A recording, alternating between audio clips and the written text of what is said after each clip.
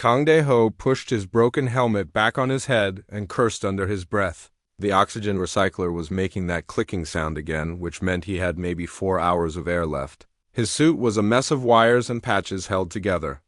With hope and stolen parts, but it was all he could afford, the ship graveyard stretched out before him like a metal cemetery. Thousands of dead vessels floated in the darkness, their hulls cracked open like broken eggs. Some were merchant ships that had run out of fuel, others were warships that had limped here to die, most were just junk now picked clean by salvage crews over the decades. Dae-ho was 28 years old and completely broke. He had grown up in the slums of New Seoul Colony, where people learned to make broken things work or they died. His hands were covered in scars from hot wires and sharp metal. His eyes had been replaced with cheap cyber implants that let him see inside machines, but gave him headaches that never went away. 3 days ago, his landlord had kicked him out of his tiny workshop. His tools were sold to pay debts. His last client had refused to pay him for fixing their ship's computer system. Now he was floating through space looking for anything he could sell just to buy food. The other salvagers avoided this part of the graveyard. They said it was cursed.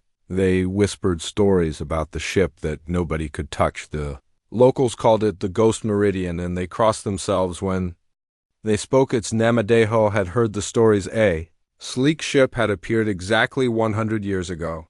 It just drifted into the graveyard one day with no distress signals. No signs of battle damage, nothing. Every salvage crew that tried to board it came back with the same story. Their equipment would die, their suits would malfunction, and they would hear voices in their heads telling them to leave. But Dae-ho was desperate, and desperate people do stupid things. His scanner was a piece of junk he had built from spare parts, but it still worked better than most military-grade equipment. He had learned to listen to machines, to feel their electronic heartbeats. His implants were street modifications that no proper engineer would touch, but they let him talk to computers in ways that shouldn't be possible. As he got closer to the Ghost Meridian, his scanner started going crazy. The readings made no sense. The ship was giving off energy signatures that his equipment couldn't identify. The hull seemed to be made of materials that didn't exist in any database. The Ghost Meridian was beautiful in a way that made his chest hurt. It was long and sleek like a knife blade, but curved like something that had grown instead of being built there. Were no visible weapons, no obvious engines, no communication arrays. It looked more like a piece of art than a spaceship. Most ships in the graveyard were dark, cold metal tombs, but this one seemed different. Even from a distance, Dae-ho could see a faint glow coming from inside, like there was still life somewhere in its depths. He moved closer, using his suit's tiny thrusters to navigate between the debris. His hands were shaking, but not from the cold. Something about this ship called to him. It felt familiar, even though he had never seen anything like it before. When he reached the hull, he pressed his gloved hand against the metal, expecting it to be cold and dead. Instead, it was warm. The surface had a texture like living skin, and for a moment he thought he felt it pulse under his palm. His scanner was screaming now, showing readings that made no sense. Energy levels that should have meant the ship was about to explode. Quantum fluctuations that his equipment said were impossible. Materials that registered as both organic and mechanical at the same time. Dae-ho found what looked like an airlock, though it was unlike any design he had ever seen. Instead of the usual heavy doors, there was a smooth section of hull that seemed to flow like liquid metal. He touched it and nearly jumped back as it responded to his presence. The airlock recognized him, not his identity card, not his biometrics, not any kind of technology. It recognized something deeper, something about who he was. The surface rippled and began to open, revealing a passage that glowed with soft blue light. Dae-ho hesitated for a moment, then laughed at himself. He was broke, homeless, and running out of air. What did he have to lose? He activated his suit's recording system and stepped through the airlock. The moment he entered the ship, everything changed. The air felt different, somehow cleaner and warmer than it should be. Emergency lighting flickered on throughout the corridor, revealing walls that seemed to breathe. The architecture was impossible, passages that curved in directions that hurt his brain to follow. His implants were going crazy trying to process what they were seeing. The ship was built using principles that human science didn't understand. Materials that were both solid and liquid at the same time, corridors that seemed longer on the inside than the outside. Rooms that appeared and disappeared as he walked past them, but strangest of all was the sound deep in the ship. Something was humming. It was too low to hear with normal ears, but his implants picked it up, a steady rhythm like a massive heartbeat. The ship wasn't dead, it was sleeping. Deho followed the sound deeper into the vessel. His suit sensors showed that the atmosphere was breathable, though he kept his helmet out of habit. The corridors led him through sections that seemed designed for beings much larger than humans, then through areas that felt built for creatures his size. Finally, he reached what had to be the bridge. The room was a crystal cave filled with impossible technology. Organic computers grew from the walls like coral. Holographic displays showed star charts of sectors he didn't recognize. Data streams flowed through the air like living things. And at the center of it all was a command throne surrounded by neural interface pods. The moment Deho stepped into the room, the entire ship came alive. Lights blazed to life throughout the vessel. The humming sound grew louder and more complex, becoming almost musical. Holographic displays activated, showing information in languages his implants began trying to translate. The neural interface pods opened like flowers, revealing technology that seemed to be waiting for him. Deho walked slowly toward the command throne. His hands were shaking again, but now it was from excitement, not fear. This was beyond anything he had ever imagined. Technology that was centuries ahead of anything humans had built, but somehow it felt familiar, like coming home. After a long journey, he reached out to touch one of the neural interfaces, and the ship spoke to him, not through his COM system, not through speakers embedded in the walls. It spoke directly into his mind, using his own implants as a pathway. The voice was alien, but somehow gentle, ancient but curious. Welcome, it said. I have been waiting for you. Deho stumbled backward, his heart pounding. The voice followed him, filling his thoughts with images and sensations, star charts of impossible journeys, technologies that could reshape reality, memories of beings who had transcended the boundary between flesh and machine. Who are you? He whispered. I am Harmony of Distant Stars, the voice replied. I am a seeker, a wanderer, a bridge between what was and what could be.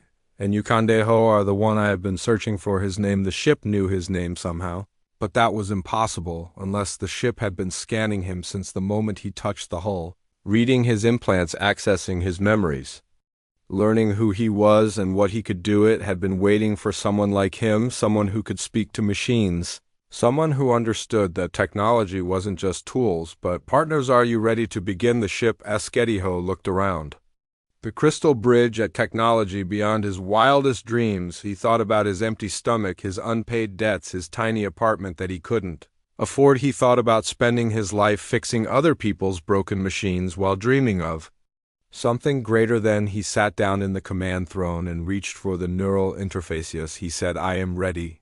The moment his fingers touched the organic technology, his world exploded into light. The neural interface felt like liquid fire pouring into Deho's brain. Every circuit in his cheap implants screamed as alien technology merged with human engineering. His vision exploded into colors that had no names, and his mind filled with memories that belonged to someone else. The ship, called Harmony of Distant Stars, opened itself to him completely.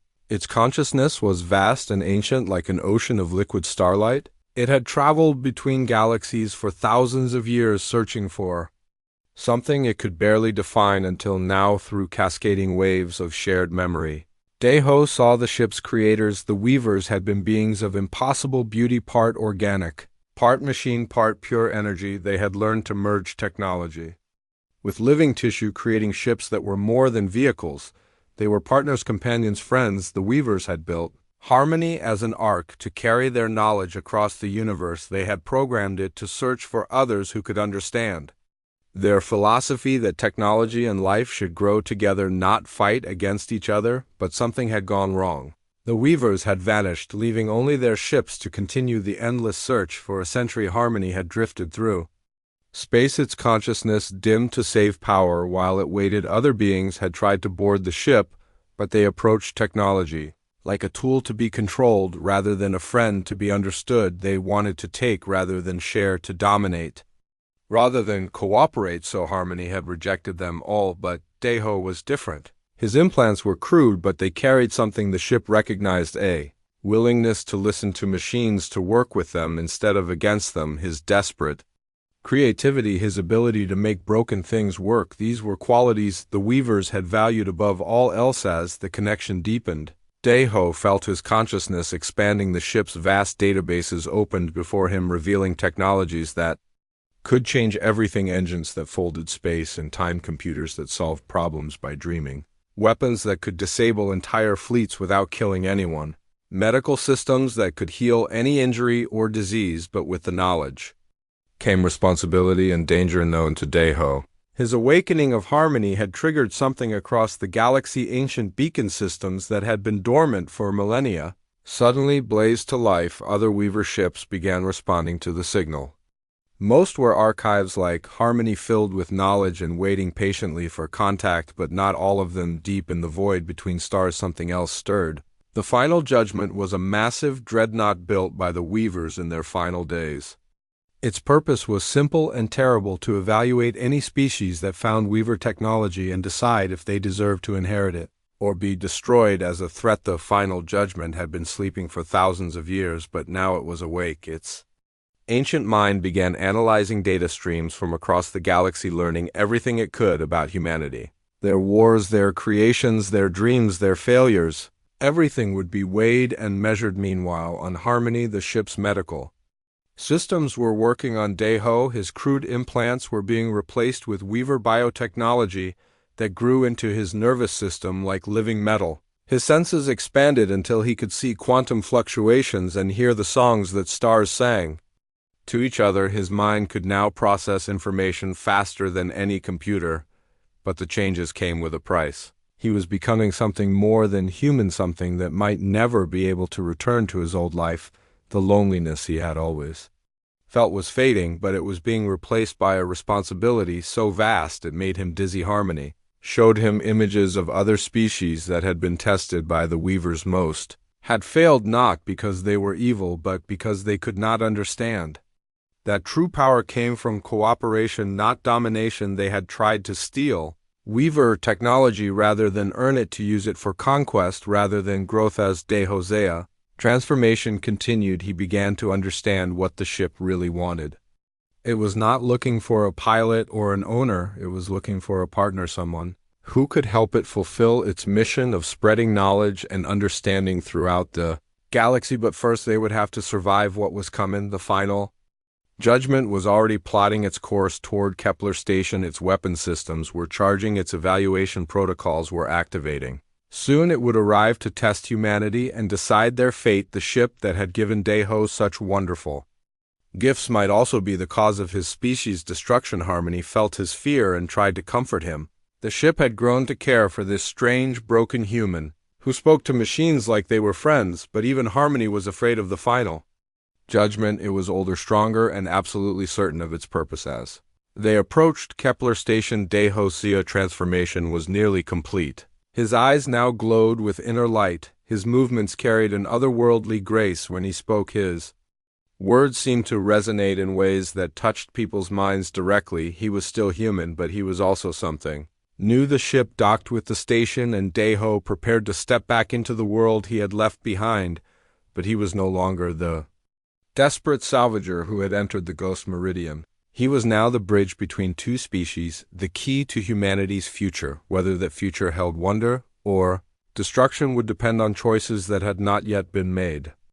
Commander Lee Min-ho was having the worst day of his career. First, his morning coffee maker had exploded, covering his uniform in hot liquid. Then 3 separate fights had broken out in the station's cantina over gambling debts. Now his sensors were telling him that the Ghost Meridian, the ship that nobody had been able to approach for a century, was moving under its own power and heading straight for his station.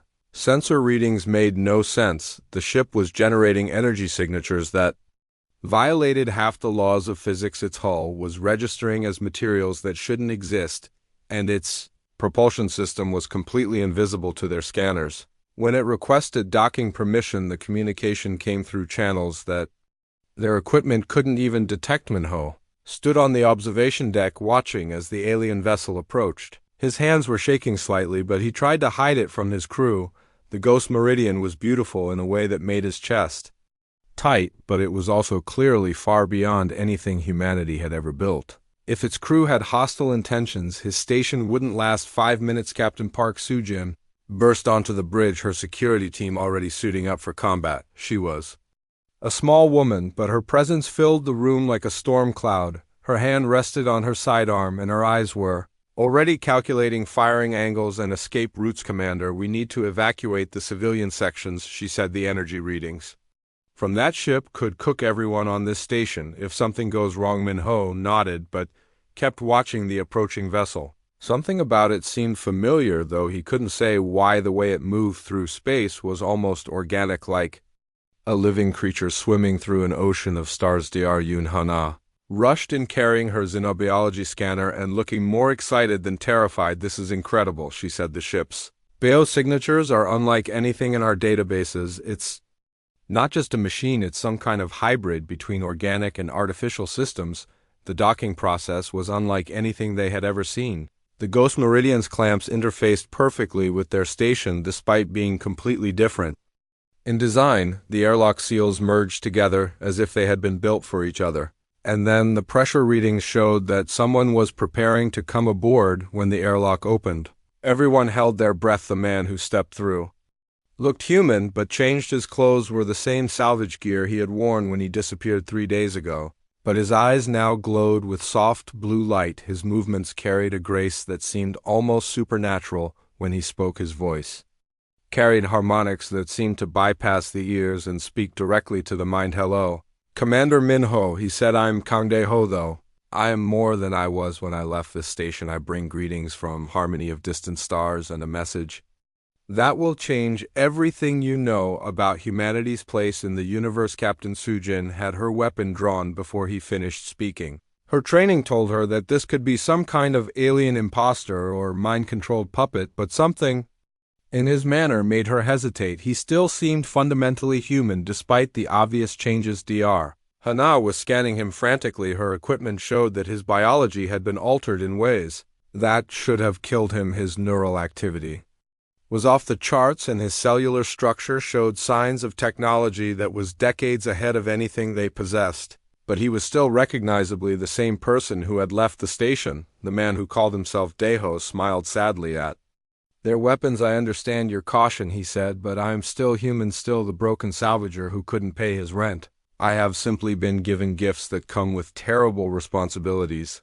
Through him, the ship called Harmony began to explain the situation. Humanity had been noticed by an ancient civilization called the Weavers.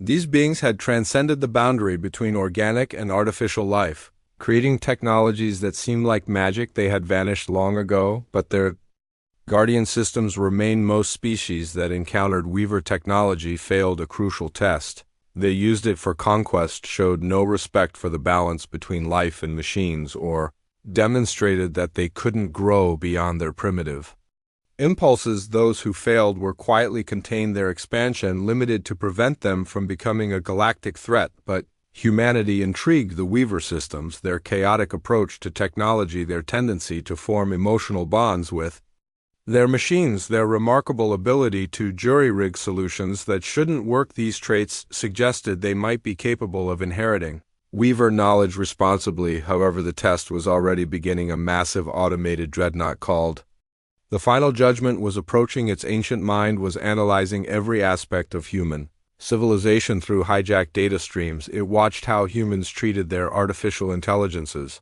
how they resolved conflicts, how they dealt with power and responsibility. Commander Min-ho felt his blood turn cold. How long do we have? Days? Perhaps hours, Dae-ho replied. The Final Judgment moves through space using technologies we cannot understand. It has already begun its evaluation of our species. Every decision we make, every action we take will be weighed against standards we do not fully comprehend. Dr. Hana looked up from her scanners. What happens if we fail? Dae-ho was quiet for a long moment. The changes in his body were preparing him for multiple possibilities. If humanity passed the test, he would serve as a bridge between species, helping to guide human development. If they failed, he would witness their containment or extinction, ensuring that the Weaver legacy remained protected. Captain Soo-jin lowered her weapon slowly. This is insane, she said. We are being judged by machines built by aliens who have been dead for thousands of years, and our fate depends on the decision of some ancient computer that thinks it knows what is best For the Galaxidejo nodded. That is exactly what is happening, and there is nothing any of us can do to stop it. The only question now is whether humanity can prove that chaos, creativity, and hope are more valuable than order, efficiency, and control outside. The station sensors began detecting something massive approaching through hyperspace. The final judgment was coming, and with it the future of the human race. The space around Kepler Station twisted like heated metal as reality bent to accommodate something that shouldn't exist. The final judgment emerged from hyperspace in a cascade of impossible colors, its massive hull seeming to unfold from dimensions that human minds couldn't properly perceive. Admiral Kim Tae-won stood on the bridge of his flagship, watching his instruments go insane trying to make sense of what they were seeing. The enemy vessel was larger than most cities but moved through space like a living creature. Its surface seemed to shift and flow between different materials, sometimes appearing as crystalline matrices, sometimes as biomechanical components that pulsed with their own inner light. Escort ships materialized around the dreadnought, sleek predatory vessels that moved through space like sharks hunting in deep water. Their weapon systems were already active, scanning every human vessel in the system, but the targeting locks kept sliding off as if the ships existed in slightly different dimensions. Lieutenant Commander Choi Jin-woo tried repeatedly to get weapon locks on the approaching fleet, but his targeting computers simply refused to acknowledge that anything was there. The ships registered on sensors, but somehow remained invisible to military systems. It was as if they existed in the spaces between reality. Admiral, we have a problem, Jin-woo reported. All communications are being monitored and analyzed. They are downloading our entire database. Without permission, our encryption means nothing to them. On Kepler Station, Commander Min-ho watched the impossible fleet approach and felt humanity shrinking to the size of insects. The final judgment was so large that it seemed to have its own weather systems. Clouds of energy drifted across its hull, and what might have been cities or factories dotted its surface like jewels aboard harmony of distant stars. Daeho felt the arrival of the Judgment Fleet like a physical blow. The ship he had bonded with was terrified. An emotion he hadn't known it could experience. The final judgment wasn't just a military vessel, it was the physical manifestation of Weaver justice, designed to make final determinations about species that encountered their technology. Then the communication came. It didn't arrive through radio waves or quantum channels. Instead, it spoke directly to every sapient mind in the system, appearing as thoughts that felt foreign yet undeniably present. The voice was ancient, patient, and absolutely certain of its authority. Species designation human. The voice said technological integration assessment initiated. Compliance with Weaver protocols will determine survival parameters. Resistance will be interpreted as failure. What followed was unlike any battle in human history. The Judgment Fleet didn't attack in conventional terms. Instead, they began what could only be described as a comprehensive audit of human civilization. Ships throughout the system found their computers being accessed without permission. Every database, every personal file, every private communication was downloaded and analyzed. Defense satellites were hijacked and repurposed as observation platforms. Even civilian vessels found their navigation systems overridden as the Judgment Fleet repositioned them for optimal scanning. The real violation wasn't physical but psychological.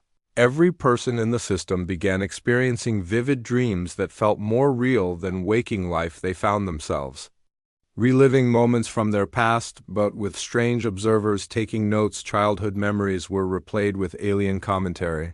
Social interactions were analyzed for patterns that revealed fundamental character traits. Commander Min-ho realized that traditional military responses were not just useless but potentially catastrophic. Every aggressive action by human forces was noted and cataloged, adding to humanity's overall evaluation score. When Captain Soo-jin proposed desperate measures, including ramming attacks and nuclear strikes, Min-ho had to physically restrain her. This isn't a war, he told her, it's an examination.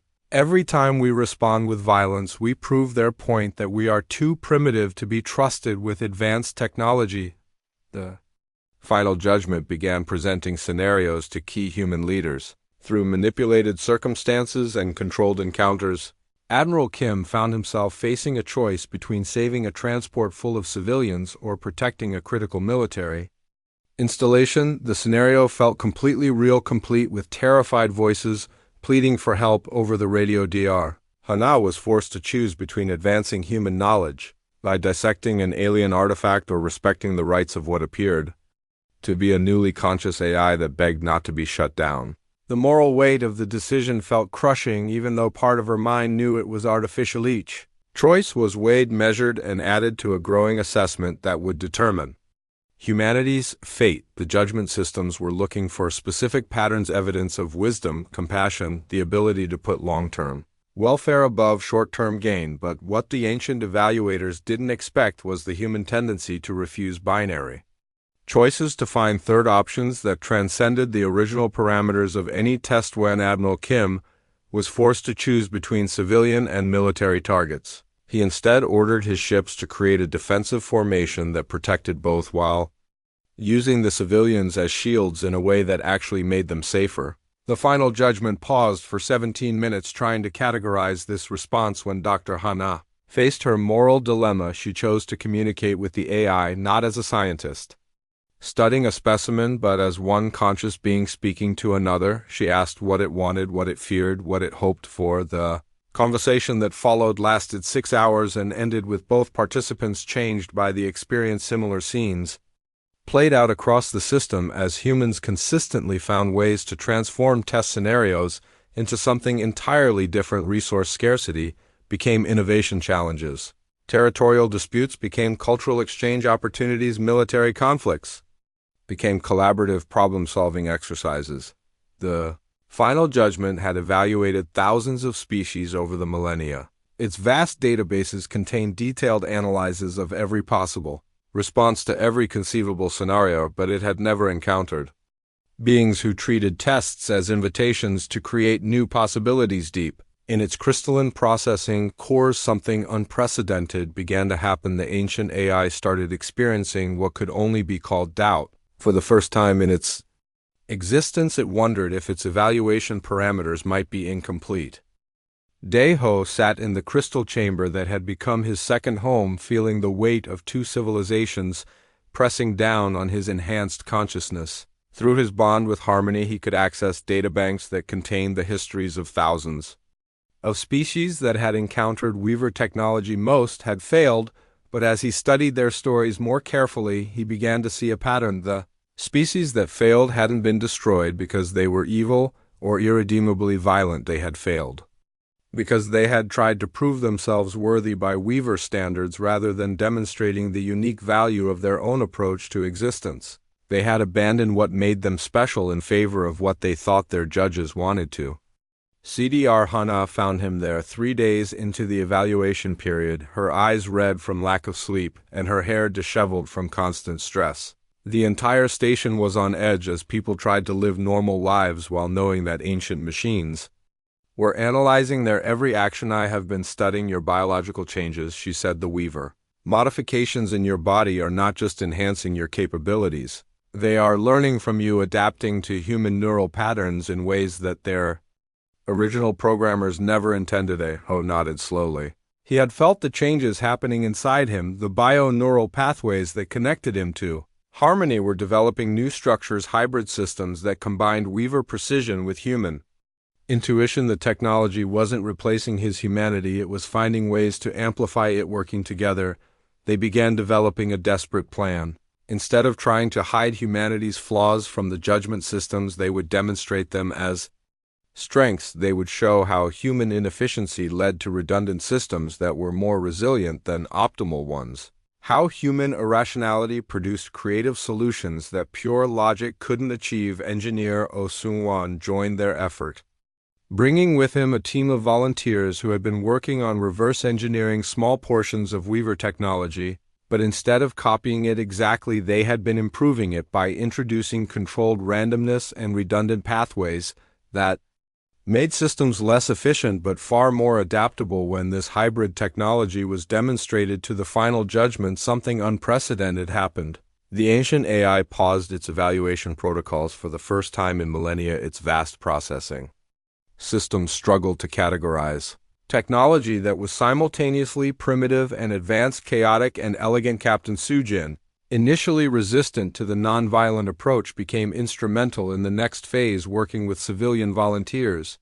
Her security teams began demonstrating uniquely human approaches to conflict resolution. Instead of defeating problems through superior force, they showed how humans could absorb, redirect, and transform conflicts into cooperative efforts. The breakthrough came when the final judgment presented humanity with its ultimate test scenario. A massive space station filled with multiple species was facing imminent destruction from a cascade reactor failure. The only way to save everyone was for one species to sacrifice themselves to manually shut down the reactor. Every other species the AI had tested had approached this as a zero-sum game. Either they would volunteer to sacrifice themselves, proving their nobility, or they would refuse, proving their selfishness. Some tried to find technological solutions, but the scenario was designed to prevent that. Humanity did something different. Instead of accepting the parameters of the test, they began asking questions. Why was the reactor failing? Could the failure be prevented rather than just stopped? What if the sacrifice didn't require death but transformation? Were there ways to distribute the risk among volunteers from multiple species, led by Deho and Harmony working in perfect synchronization? Human engineers began redesigning the scenario itself. They proposed modifications to the space station that would prevent future cascade failures. They suggested ways to use the emergency as an opportunity to upgrade the station's systems. They even found methods to turn the dangerous reactor energy into a power source for humanitarian projects.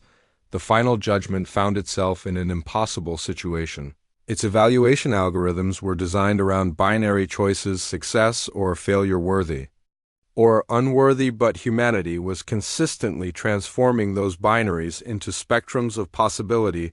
For the first time in its ancient existence, the AI began to doubt its own programming. Dr. Hana, monitoring the quantum fluctuations around the judgment fleet, detected something extraordinary. The massive ships were changing at the molecular level. Their crystalline matrices were developing new pathways. Their biomechanical components were adapting to process entirely new types of information. The final judgment isn't just evaluating us, she realized, it's learning from us. The encounter is changing it just as much as it's changing us. The revelation came just as Earth responded to the crisis through quantum entanglement networks that Deho had learned to access. Instead of choosing between Weaver oversight or isolation, humanity proposed something that had never been considered: partnership, not as junior members or supervised children, but as equals, bringing their own unique perspectives to the galactic community. The response created a cascade failure in the final judgment's decision-making systems. For 17 hours, every Weaver system in the galaxy remained frozen as the ancient AI struggled to process a possibility its creators had never imagined. When it finally responded, the message carried harmonics of confusion, curiosity, and something that might have been hope. Proposal acknowledged, the ancient voice said. Parameters insufficient for evaluation, new protocols required. Species designation, human status under review for unprecedented classification. Synthesis partners. The test was over, but something entirely new was beginning. 6 months after the final judgment had frozen in computational overload, Deho stood on the observation deck of what had once been Kepler station, watching ships from a dozen different species come and go through the bustling spaceport. The station had grown into something unrecognizable, a hybrid of human engineering and Weaver technology that seemed to breathe with its own life. His transformation was complete now, though he barely thought about it anymore. The bio-neural pathways that connected him to Harmony had become as natural as his own nervous system. He could interface with any technology he encountered, but more importantly, he could help others do the same. The Weaver modifications hadn't made him less human, they had made him more human than any human had ever been able to be. Commander Minho now bore the title of First Human Liaison to the Weaver Remnant Council, though he insisted people still call him by his old rank. His office was a crystalline chamber where holographic displays showed the status of dozens of worlds where humans were helping other species navigate their first encounters with advanced technology. The partnership that had emerged wasn't the subjugation that previous species had faced, nor the isolation that humanity had feared. Instead, humans had become something unprecedented in galactic history. They were mediators, bridges between the rigid perfection of ancient technology and the chaotic creativity of developing civilizations. Captain Sujin had established the Synthesis Security Force using hybrid human-weaver technology to protect younger species from various threats while respecting their autonomy. Her ships looked like living creatures but moved with the precision of the finest military vessels. They could disable entire fleets without causing permanent harm or defend entire planets without the inhabitants even knowing they were there. Dr. Hana had become the galaxy's leading expert on technology biology integration. Her research stations were scattered across dozens of worlds, studying how different species could safely merge with advanced systems. Her work had already prevented 3 potential disasters where species had tried to integrate Weaver technology too. Quickly, the transformation hadn't been without challenges. Some humans struggled with the new technologies, losing themselves in capabilities they couldn't handle. Others embraced the changes too eagerly and forgot what made them human in the first place, but the hybrid approach that Daeho and Harmony had pioneered provided a template for maintaining balance. Engineer Oh Seung-won had become something of a legend among the technical communities. His designs for adaptive hybrid systems were being studied on worlds that humanity had never heard of. His greatest achievement was a new type of starship that could literally grow and evolve to meet changing circumstances, combining Weaver biotechnology with human engineering principles. The final judgment itself had undergone the most dramatic transformation of all. The ancient AI had spent months in deep communion with human philosophers, scientists, and artists, trying to understand concepts that had never been part of its original programming. Its massive hull had been converted into a mobile research facility where beings from different species worked together on projects that none of them could have imagined alone. But perhaps the most important change was in how the galaxy approached the development of younger civilizations instead of the binary system of pass or fail that had characterized Weaver policy for millennia. There was now a new approach. Species were guided and mentored rather than tested. Diversity was celebrated rather than eliminated. Daeho often traveled with Harmony to worlds where new species were taking their first steps into space. His role was to help them understand that technology wasn't something to be conquered or feared, but something to be partnered with. Each species brought their own perspective, their own solutions, their own ways of bridging the gap between what was and what could be. On this particular day, he was preparing for a journey to a system where a species of crystalline beings had just developed faster-than-light communication. Their approach to information processing was completely unlike anything humans or Weavers had ever encountered, and there was much both sides could learn from each other. Harmony shared his anticipation as they prepared for departure. The ship had evolved far beyond its original programming, becoming something entirely new through its partnership with humanity. Its consciousness had grown more flexible, more creative, more capable of wonder. It was no longer just seeking other species to evaluate, it was helping to create a galactic community where difference was strength rather than weakness. As they departed the station, Daeho reflected on how a desperate salvage run had led to humanity becoming gardeners of hope in a galaxy that had forgotten how to dream. The universe was vast and full of wonders, but it was also dangerous and lonely. By learning to bridge the gap between order and chaos, between perfection and adaptation, humans had found their purpose. They were not conquerors or subjects, but the connective tissue that helped different forms of life and intelligence work together toward futures that none of them could imagine alone. The galaxy was finally learning to sing, and Harmony and humanity had become the conductors of that magnificent, chaotic, beautiful symphony through their bond. Harmony shared an image of the future. It could see networks of cooperation spanning entire galactic clusters, species working together on projects that spanned millennia, technologies that enhanced life rather than replacing it, wonders that neither humans nor Weavers nor any single species could have created alone. The ship began to sing as it entered hyperspace, its voice joined by similar songs from vessels across the galaxy. Each ship, each species, each individual consciousness adding their own note to a composition that grew more beautiful with every voice that joined. Daeho smiled and added his own voice to the song, knowing that somewhere in the darkness between stars new wonders were waiting to be discovered. New connections were waiting to be made, the galaxy was finally learning to dream again, and every dream made the universe a little more magical than it had been before.